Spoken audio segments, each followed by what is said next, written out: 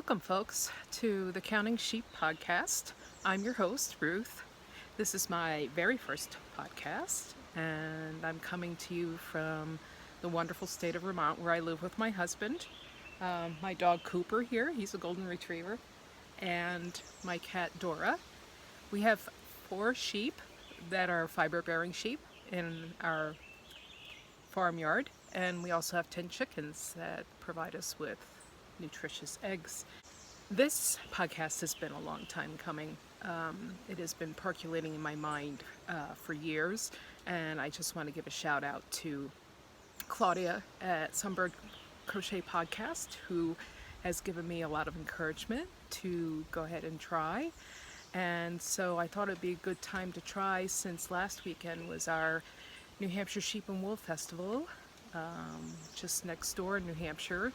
And I was there for a day. I was demo spinning, and so you will find that my podcast is very fiber centric. I tend to favor crochet the most. It's one of those crafts that I go to for comfort, and it's one that I just grab if I need to just do a couple rows, couple stitches, and it kind of makes the world all better. My second love is knitting. It's a close second to crocheting. I do a lot of knitting as well, and of course I do the spinning. I'm in my backyard right now, and it is the height of black fly season here in Vermont, so I have a couple candles going, so hopefully they won't be too bothersome. So yeah, crocheting, knitting, spinning. I also do a little bit of hand sewing, which I might throw in here and there. I do some gardening, big gardening season coming up. And here in Vermont, we're not really allowed to put out anything, or we shouldn't put out anything until the Labor Day weekend, because it has a tendency, the weather has a tendency to be a little fickle around this time of year. And for example, this past Wednesday, actually only 4 days ago, we had a killing frost, or a significant frost. So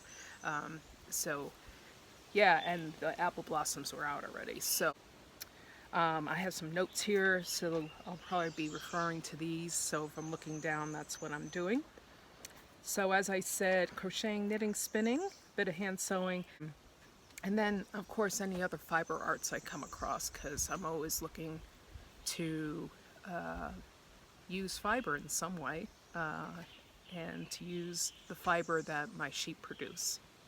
So last weekend at New Hampshire Sheep and Wool, I was actually able to get some pictures as well as some footage, and I will try to put that in at the end of the video, so that if that's not your jam, you can just kind of tune out at that point. So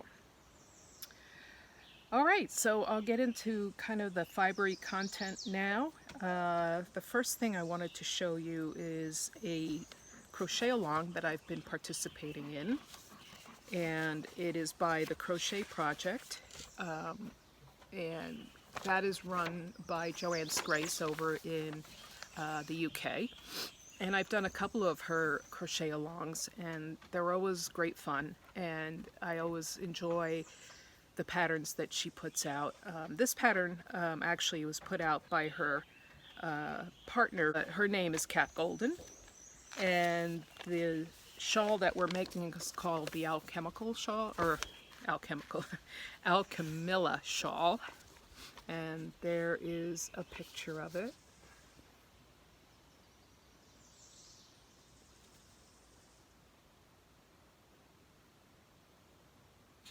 So this actually is in a hap style, which is the Shetland word for a shawl is a hap.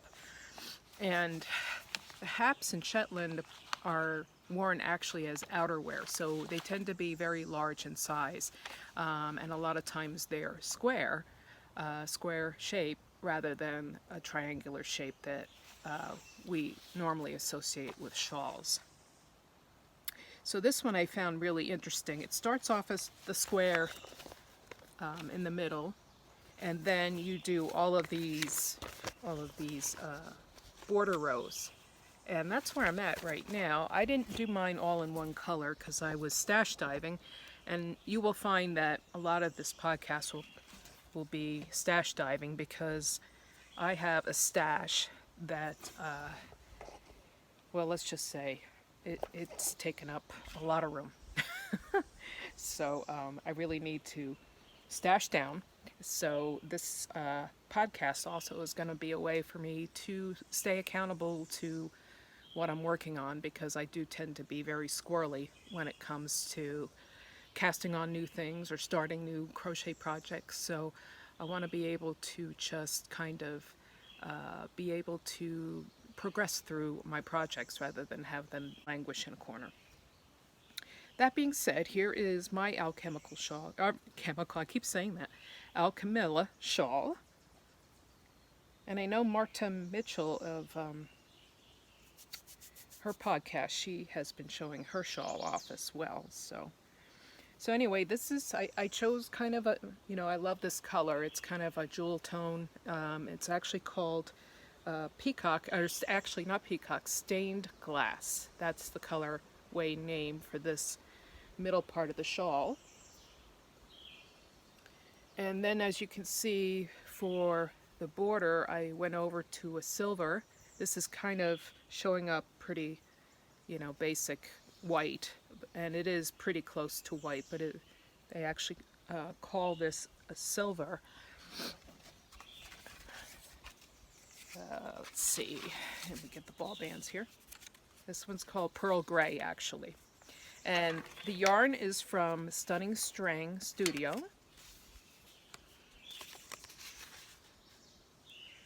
And they are a couple in Ohio, I believe. And they do wonderful patterns as well as hand-dyed yarn. And this base is actually called Luxury, and it's the 80% superwash merino, 10% nylon, and 10% cashmere. So very luscious, 425 yards to 100 grams. So it's a super fine weight of yarn. The shawl, or the pattern, actually calls for a lace weight yarn, but I didn't have enough lace weight kicking around, so I went ahead and dug this out of stash. This was supposed to be for another project, and as you can see, I'm pretty far along on the border. I think I have about 3 or 4 rows left, and yeah, I'm loving it. And they say, the haps are so big, and once this is all blocked out, it'll be even bigger. Haps are so big that you can actually, throw them down for a picnic blanket if you're out somewhere, picnicking at a concert or whatever. So yeah, really gorgeous, really pretty. Really enjoying that a lot. So yeah.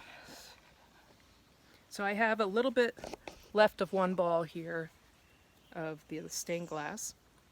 And then I have another skein. I bought an extra skein, actually. I contacted them and got an extra skein in case I run short on this. So,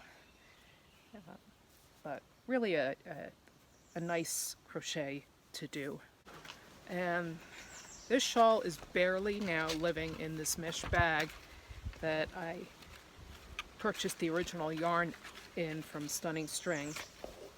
And they have a wonderful website as well with a lot of cool colors to look at. So you can go on over and check them out. So I will try to put links and all that other good stuff down in the bar below. So that's my Alchemilla shawl. And the other crochet project I'm working on right now is a baby blanket. One of my nephews is going to be, his wife is going to be having a baby, and the baby is due in September. So I have a little bit of time. But I already crocheted a sweater for this baby. We don't know what it's going to be yet. They don't want to know until the birth of the child. So I've just kind of gone with, the whole neutral thing, and just kind of happy colors and that sort of thing. So it's a basic C to C design, corner to corner design, and I'm not using any kind of pattern. I've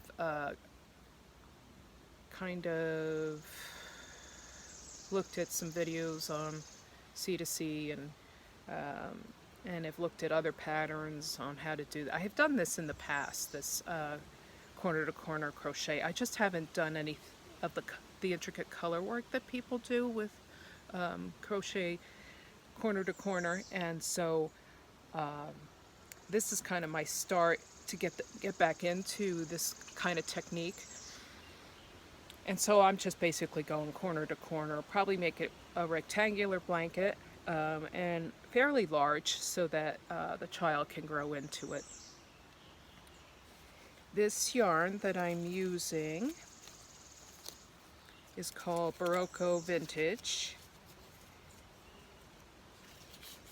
and it's a number 4 medium, and I'm using a H8 hook, 5mm hook. Oh, I didn't tell you what the hook size was on. I think it was a 4.5 hook on the shawl project, the Camilla shawl. Anyway, this yarn is machine washable, which I think is good for a young family in terms of just being easy to care for. And it's 52% acrylic, 40% wool, and 8% nylon. And it's very soft.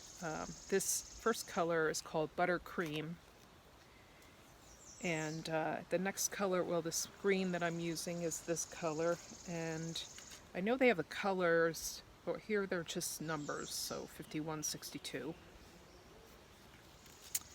And then I'm going to just try to go with some other, happy colors. This one is kind of a yellow butternut, and this is a teal blue, and then I have a red in here. I have this red.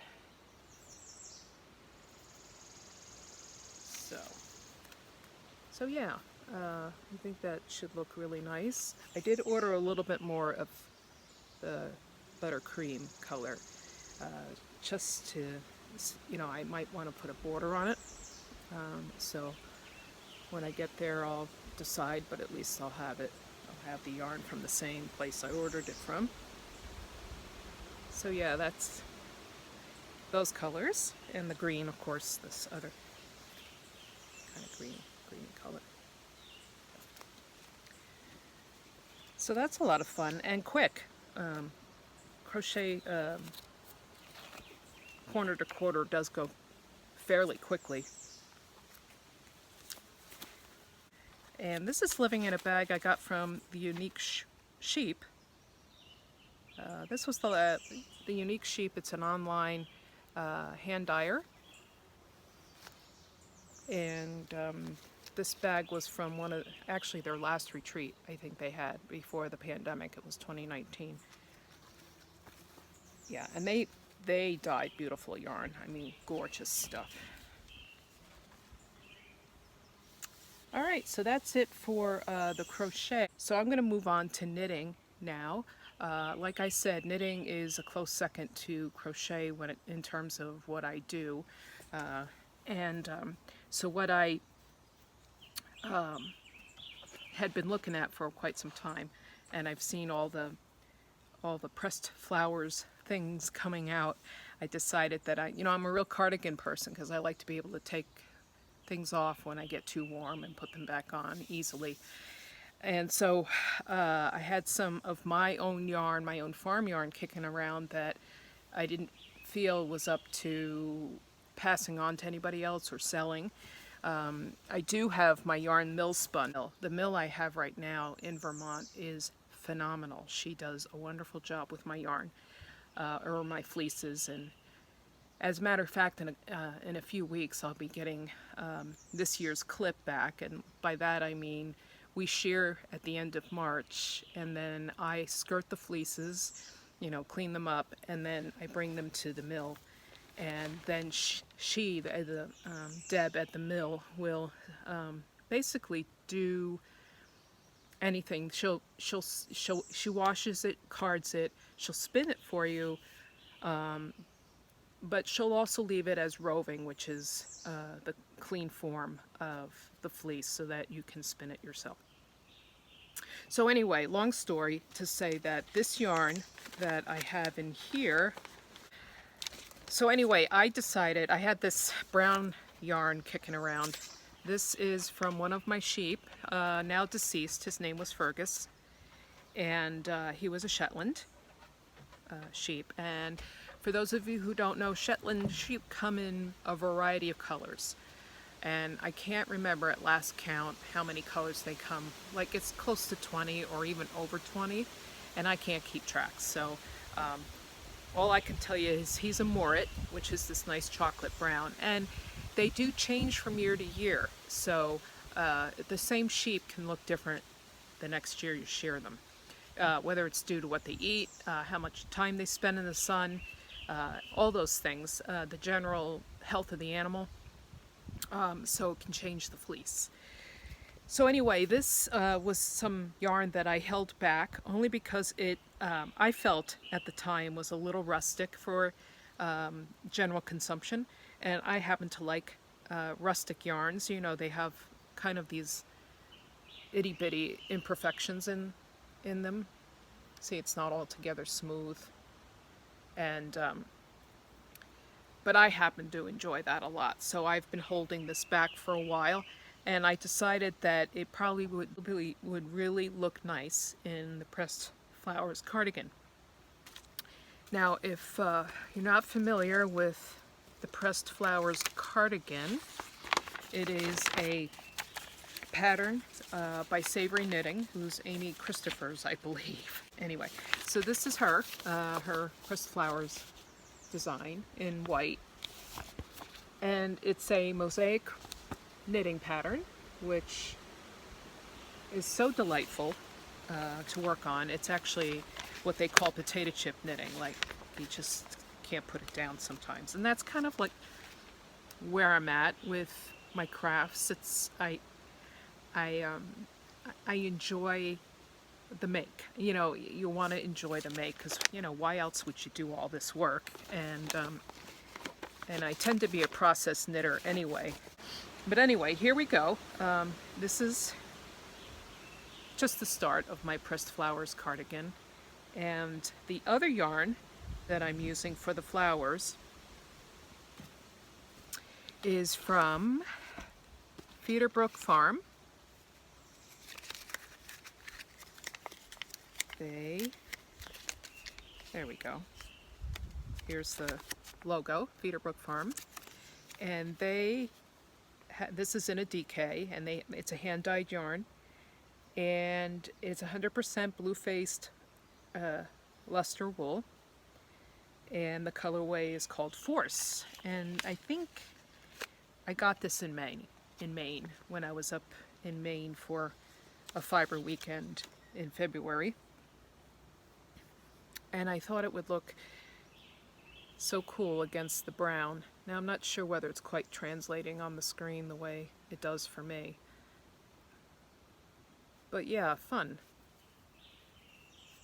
I think this cardigan, or I think this pattern in general, is fun, you know, and I think that's what its draw is, and also that it's so attractive. And when I was at the festival, I saw a pressed flowers shawl hanging up in a booth with some really beautiful yarn. So yeah, having fun with that, and I like to watch the colors develop as you go along. So I'm on my second row of flowers there, and then I know once I wash it again and block it, it'll just kind of bloom. No pun intended, of course. So, yeah, really fun. I highly recommend this pattern. and I'm sure other people will too. I know it's been very popular. So, and this is living in one of my woolly thistle bags.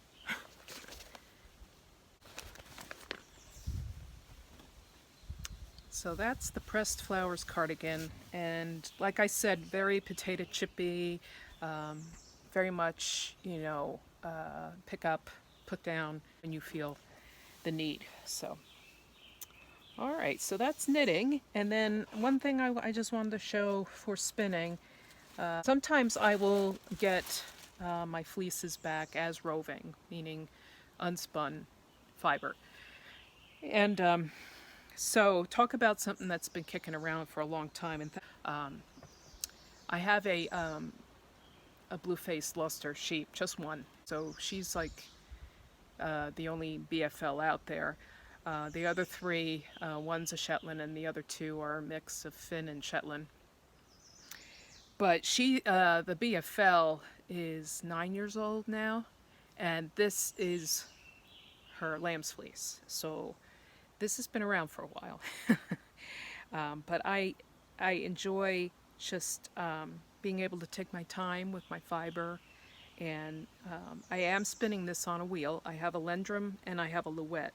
So I have two functional wheels in my house. And I also do some drop spindling too when the spirit moves me. But this is this I've done on the wheel, and I've done a woolen spun, meaning I've allowed a lot of air to be retained in the yarn. So in other words, worsted is very smooth and very compacted, and woolen spun is more airy and light. So that's what I've done with this. And then, so this is the finished product. I've also, this is a 3-ply, and I've done a technique called a chain ply on this, and you can probably see it better in the ball.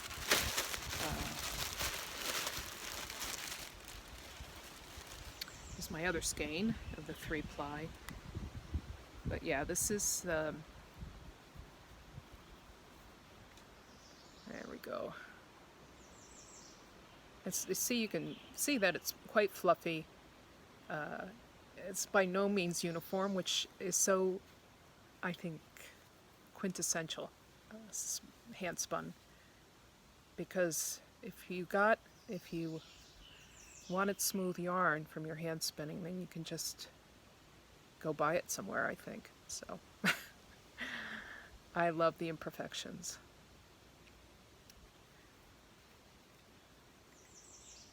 So a lot of people, when I'm demo spinning, they'll ask me, what are you going to do with that? And sometimes when you're at the wheel and you're spinning, you're not quite sure, what that yarn will become. You're just kind of,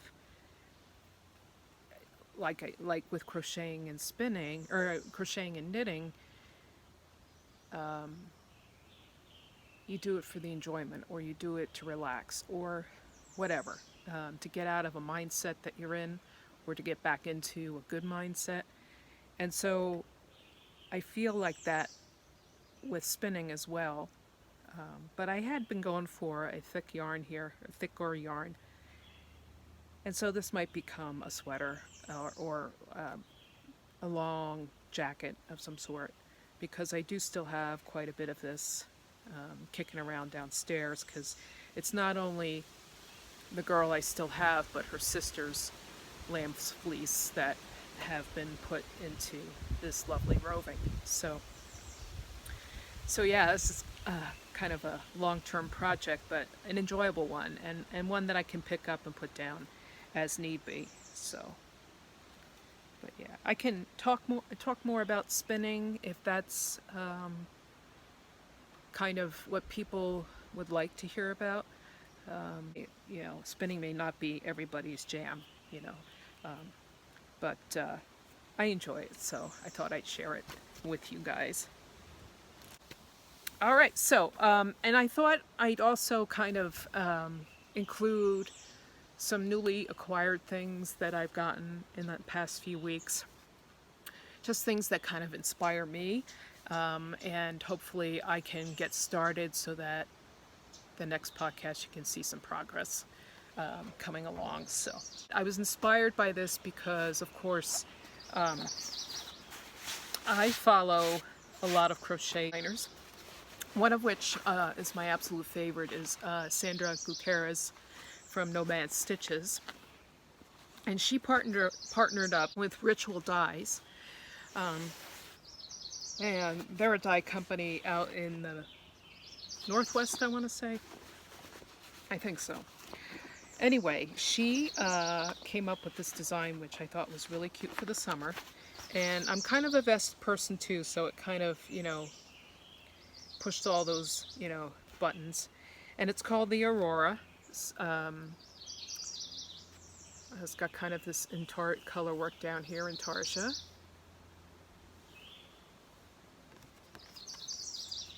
So that's the picture.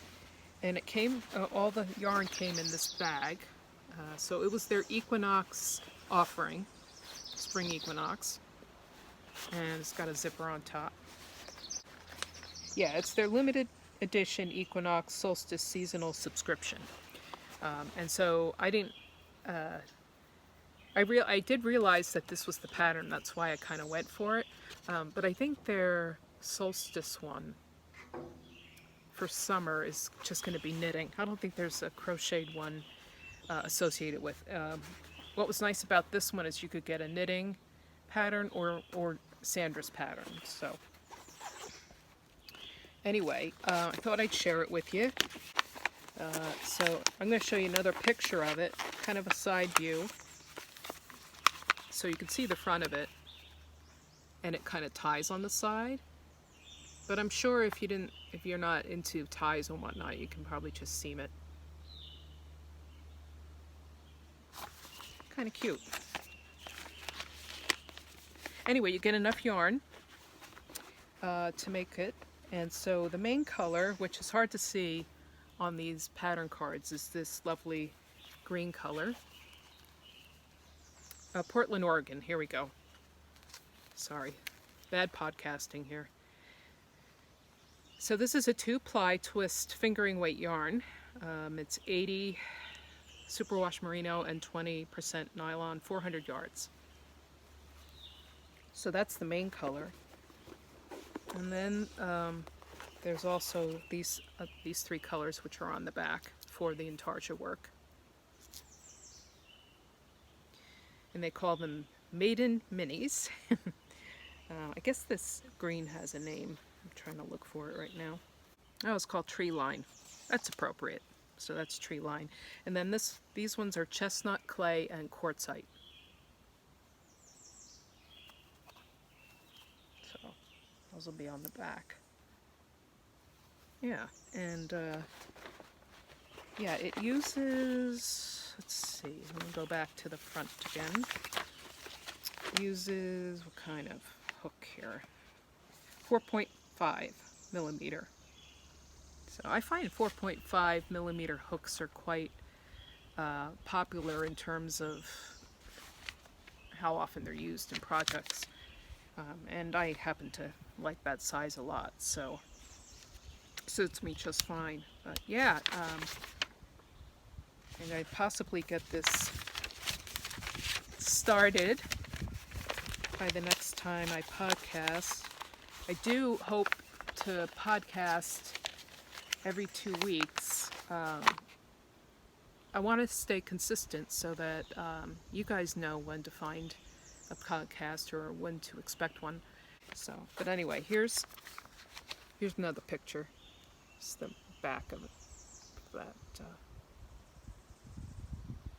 It's just so pretty. It reminds me of kind of like rolling hills, and that sort of thing. So yeah, so that should be fun. And as soon as I get my shawl done, it's close to being done, and put a couple more rows on my baby blanket and make sure that gets done by September. So yeah, it's all good. It's all good. So yeah, just a little bit of farm talk. Like I said, it's spring here in Vermont, and can't really put anything in the garden until this coming weekend, Memorial Day weekend, because that's when you can supposedly trust the weather not to overnight freeze. Although we have had snow in June here, so but I have a feeling with climate change and all that going on, that's going to be quite the rarity in the future. So what I'm doing this weekend is kind of hardening off my seedlings. I started tomatoes back in March as seeds in grow pots, and so and I also did some peppers too, different habanero, jalapeno peppers, and two other kinds, which I can't remember now what they are, but anyway, and two different kinds of tomatoes. So because my husband and I could eat tomatoes all summer long. That's how big a fan we are of tomatoes. So, and then I also have a small herb garden. So yeah, they're hardening off on my deck right now. I just brought them out, and hardening off, it just means to get them ready to be put out into the garden. I have raised beds, so that's helpful in so many ways, in terms of bugs and varmints and that sort of thing. I do have a fenced-in garden because we do live our little farm on top of the hill here. We are in the woods, so we get critters, lots of them. So yeah, so that's kind of farm talk. As I progress with the podcast, I'll take you more out to the barn and show you our setup out there, and introduce you to the sheep. But they're on pasture now, so it's kind of an in and out thing. They walk out to pasture, stay out for a bit, and then they come back in. So it's all when you can catch them. But anyway, so I just want to let you know where you can find me. I have a Ravelry account. My name there is Rabbit Lady, because I used to raise rabbits. I don't do that anymore. You can also shoot me an email. I'm sunrisehillfarmandcrafts@gmail.com. And then, of course, if you want to leave a comment down below here on YouTube, that would be welcome as well. Anyway, I'm going to stop talking because I'm going to put the video here of New Hampshire sheep and wool at the end. And just wish you well and stay healthy. And I'll see you again soon. Take care now. Bye-bye.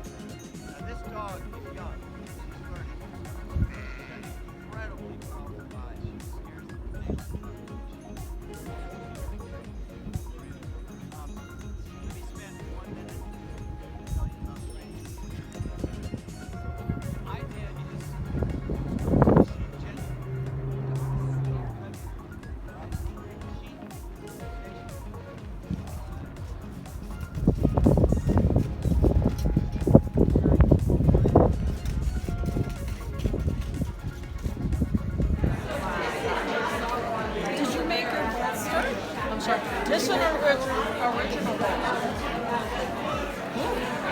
That's an old English book. Stuff through heavyweight